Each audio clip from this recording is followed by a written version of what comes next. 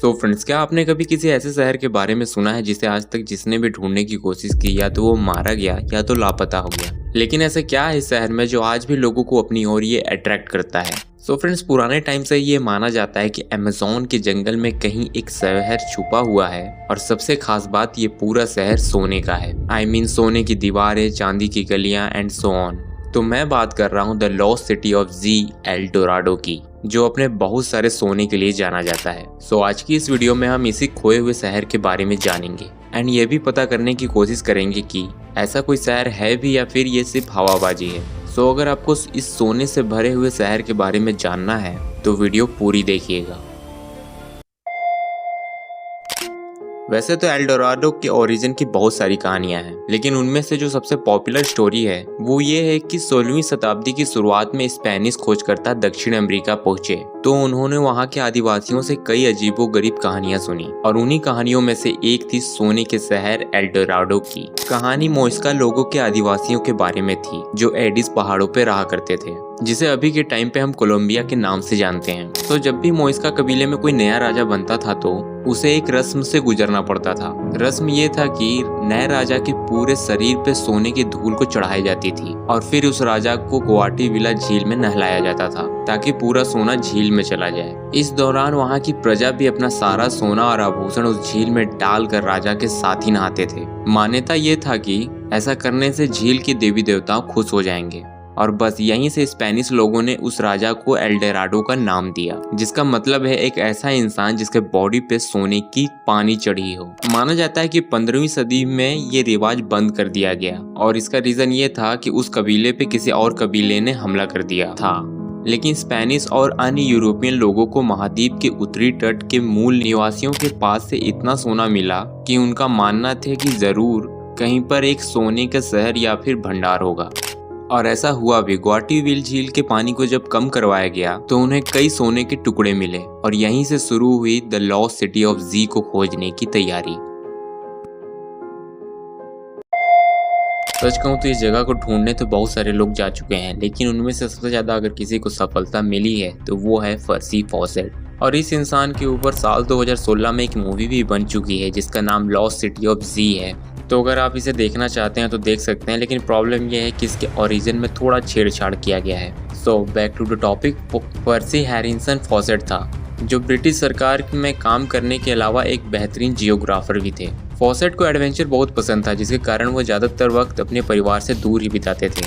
इसी बीच फॉसेट को 1906 में अमेज़न जंगल की सीमा मापने का काम ब्रिटिश सरकार द्वारा दिया गया। यहाँ फॉसेट ने लगभग 18 महीने से ज़्यादा दिन गुजारे और इसी दौरान फॉसेट को लॉस्ट सिटी ऑफ जी के बारे में पता चला, लेकिन उन्हें भी इतना ही पता था जितना कि काफ़ी नहीं था और उन्हें इसके बारे में और जानना था।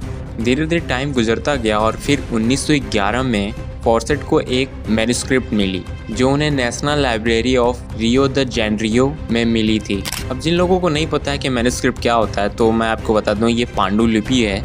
पुराने टाइम पे जब एक्सप्लोरर किसी नई चीज़ की खोज करते थे तो उन्हें वो लिख दिया करते थे, उसी को मैन्युस्क्रिप्ट कहते हैं। सो फॉसेट को जो मैन्युस्क्रिप्ट मिली थी वो कोई ऐसी वैसी मैन्युस्क्रिप्ट नहीं थी, बल्कि वो मैन्युस्क्रिप्ट 512 थी। इस डॉक्यूमेंट का मिलना फॉसेट को किसी सफलता से कम नहीं था, क्योंकि इस डॉक्यूमेंट के अंदर लॉस्ट सिटी ऑफ जी के होने के बहुत सारे सबूत मौजूद थे। एक्सप्लोरर ने इस डॉक्यूमेंट में लिखा था कि उसने अमेज़न रेन फॉरेस्ट में एक ऐसी मिस्टीरियस सोने की सिटी देखी है जो बहुत ही पुरानी लग रही थी। वहाँ कई सोने और चांदी की इमारतें थे जिसके आसपास एक सुंदर सी झील थी, साथ ही साथ बहुत सारी गलियाँ भी थीं। किताब में यह भी लिखा था कि वहाँ पहुँचकर उसे 2 इंडियन भी दिखाई दिए जिनकी भाषा हमसे अलग थी और कुछ ऐसे पेपर भी मिले जिन पर अर्ली यूरोपियन अल्फ़ाबेट की छाप नज़र आती है। फिर क्या था, इस डॉक्यूमेंट को पढ़ने के बाद फॉसेट इस खोए हुए शहर को ढूंढने के लिए साल 1921 में निकल पड़े।